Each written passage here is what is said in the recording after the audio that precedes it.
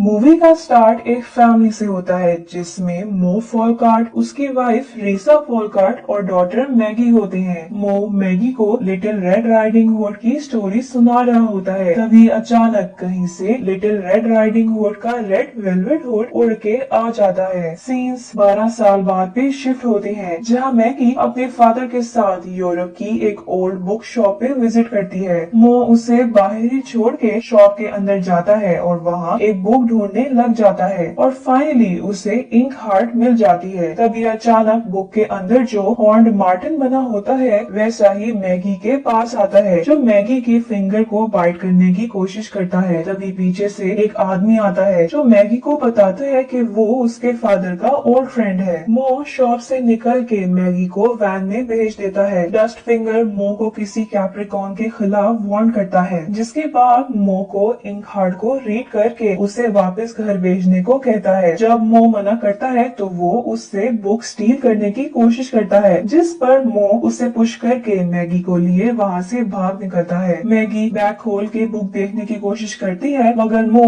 उसे रोक देता है। मो उसे बस इतना बताता है कि वो उसे और उसकी मदर को प्रोटेक्ट करना चाहता है। मो मैगी को घर ले जाने के बजाय उसकी आंट एलिनोर के घर इटली ले जाता है जहाँ एलिनोर मैगी से बातें कर रही होती है तो हम पे रिवील होता है कि रीसा ऐसे ही एक दिन एक्सप्लेनेशन के बगैर मैगी और मो को छोड़ के चली गई थी। कोई नहीं जानता कि वो कहाँ गई है और क्यों गई है। रात को मैगी एलिनोर की लाइब्रेरी में बैठ के बुक पढ़ रही होती है। मो अपने रूम में होता है जहाँ डस्ट फिंगर आ जाता है। डस्ट फिंगर मो से कहता है कि तुमने तो मेरी मदद से इनकार कर दिया था इसलिए मैंने कैप्रिकॉर्न को तुम्हारा बता दिया है। उसके आदमी यहाँ आ रहे हैं। उतनी ही देर में कैप्रिकॉर्न के आदमी एलिनोर के घर पे अटैक कर देते हैं। मो मैगी को बचाने चला जाता है और डस्ट फिंगर इंक हार्ट चोरी कर लेता है। मो लाइब्रेरी जाके देखता है कि कैप्रिकॉर्न के आदमी सब डिस्ट्रॉय कर रहे हैं। जब वो उन्हें रोकने की कोशिश करता है तो एक आदमी मैगी पे अटैक करने लगता है। तभी वहाँ डस्ट फिंगर आकर उसे रोक देता है। कैप्रिकॉर्न के आदमी मो, मैगी, एलिनोर और बुक सबको लेके कैप्रिकॉर्न के कैसल पहुँच जाते हैं जहाँ वो लोग इन्हें हॉस्टेज बना लेते हैं। मो मैगी और एलिनोर को बताता है कि एक रात मो एलिनोर की लाइब्रेरी में बैठ के मैगी और रीसा को इंक हार्ट लाउडली रीड करके सुना रहा था। तभी कुछ वियर्ड हुआ कि अचानक बुक में से उस बुक का विलन कैप्रिकॉर्न बाहर आ गया जिसके बाद हेंचमैन बेस्टा और लास्ट में डस्ट फिंगर निकल के आ गया। बेस्टा ने मैगी पे अटैक करने की कोशिश की तो डस्ट फिंगर ने उसे रोक दिया जिसके बाद वो सब वहाँ से चले गए मगर बात वहाँ खत्म नहीं हुई। मो ने रियलाइज किया कि रीसा वहाँ नहीं है। तभी उसे एहसास हुआ कि उन लोगों के बुक से निकलने के बाद रीसा उस बुक के अंदर चली गई थी। मो के पास बर्थ से ये स्पेशल पावर है जिससे वो जो भी बुक रीड करेगा उसमें से कुछ बाहर आ जाएगा मगर साथ ही रियल वर्ल्ड से कोई ना कोई उसकी जगह बुक के अंदर चला जाएगा। ऐसी जबरदस्त पावर देखने के बाद दिल तो बहुत करता है कि काश हमारे पास भी ऐसी पावर हो, लेकिन इस पावर से आगे क्या होता है ये पूरी एक्सप्लेनेशन सुनने के बाद पता लगेगा। कैप्रिकॉर्न मो और उसकी फैमिली को अपने पास बुलाता है जहाँ मो को पता चलता है कि कैप्रिकॉर्न के पास एक बुक रीडर तो है मगर जब भी उसकी रीडिंग से कोई बुक से बाहर आता है तो उसके फेस पे वो लाइंस लिखी होती हैं। यही वजह है कि कैप्रिकॉर्न इतना डेस्परेटली मो के पीछे है। कैप्रिकॉर्न मो को द अरेबियन नाइट्स रीड करने को बोलता है। मो के मना करने पर कैप्रिकॉर्न मैगी को मारने की धमकी देता है जिस पर मो रीडिंग स्टार्ट कर देता है। बुक से गोल्ड तो निकलता है मगर साथ ही गरीब भी बुक से बाहर आ जाता है जो उस बुक के 40 थीव्स में से एक होता है और कैप्रिकॉर्न का एक बंदा बुक के अंदर चला जाता है। डस्ट फिंगर कैप्रिकॉर्न से कहता है कि अब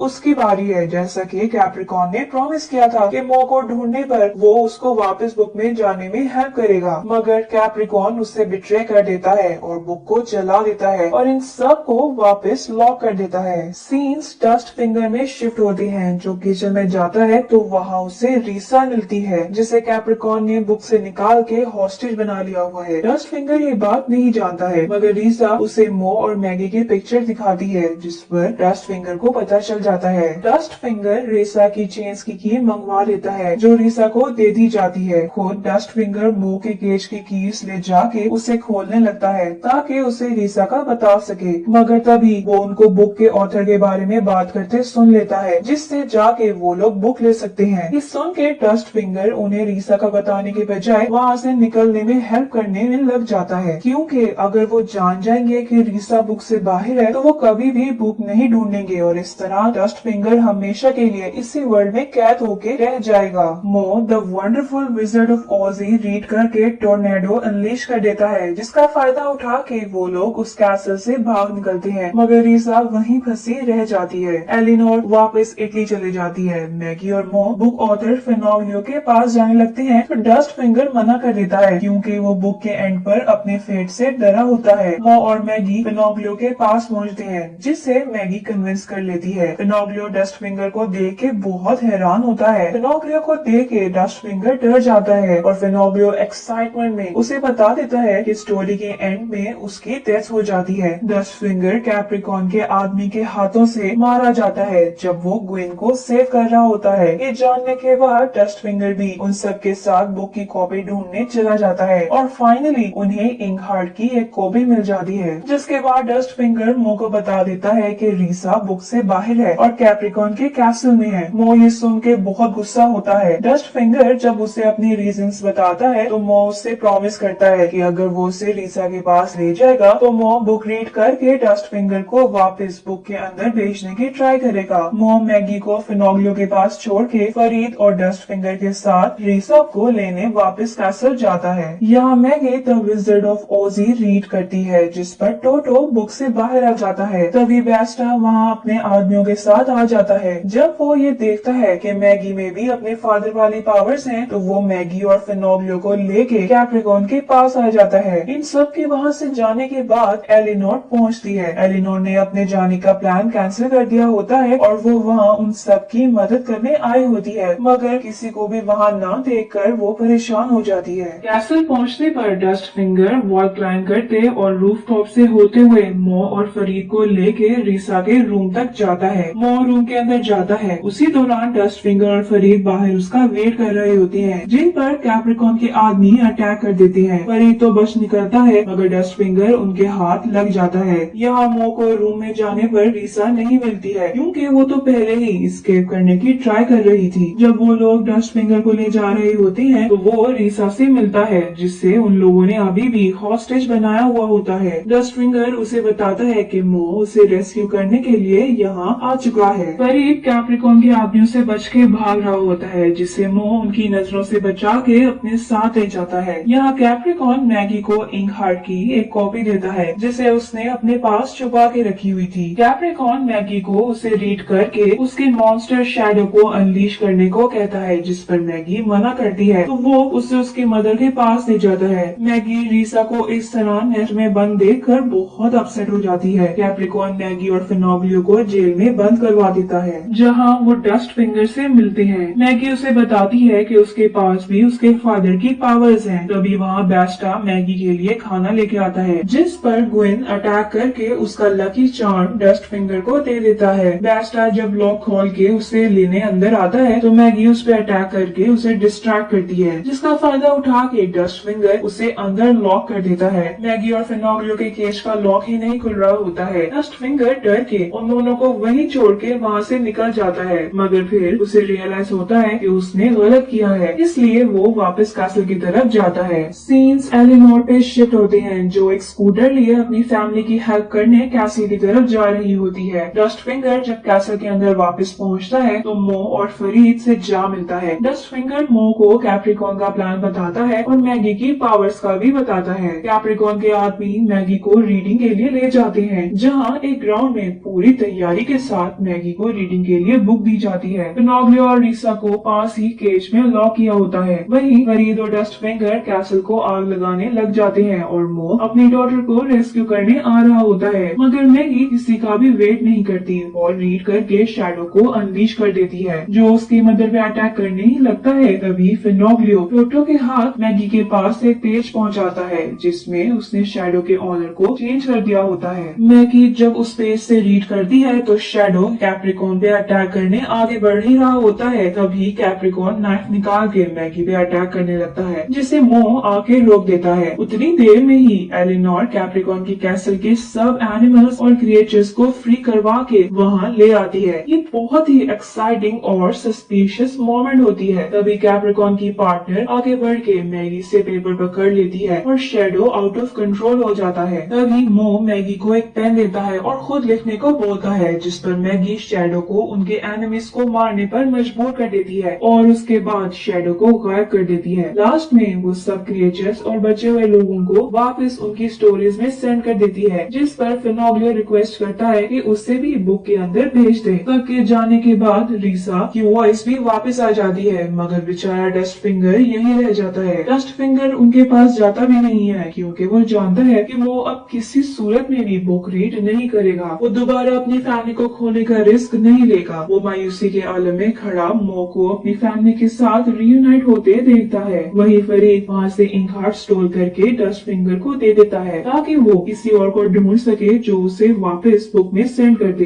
डस्ट फिंगर और फरीद आगे बढ़ ही रहे होते हैं कि पीछे से मो आ जाता है। मो उससे कहता है कि वो अपना प्रॉमिस पूरा करेगा, जिस पर वो बुक रीड करके डस्ट फिंगर को वापस बुक में भेज देता है और फरीद उन्हें ग्विन दिखाता है, जिसे वो अपने पास ही रख चुका होता है ताकि डस्ट फिंगर को उसके लिए फाइट ही ना करनी पड़े और ना ही उसकी स्टोरी की एंड पे डेथ हो। लास्ट सीन्स में मैगी फरीद को उनके साथ ही रहने की ऑफर करती है क्योंकि वो दोनों एक दूसरे को पसंद करना शुरू हो चुके होते हैं। मो अपनी वाइफ से मिल चुका होता है और ये सब एक हैप्पी फैमिली की तरह खुशी खुशी एक न्यू लाइफ स्टार्ट कर देते हैं। यही मूवी की एक हैप्पी एंडिंग हो जाती है।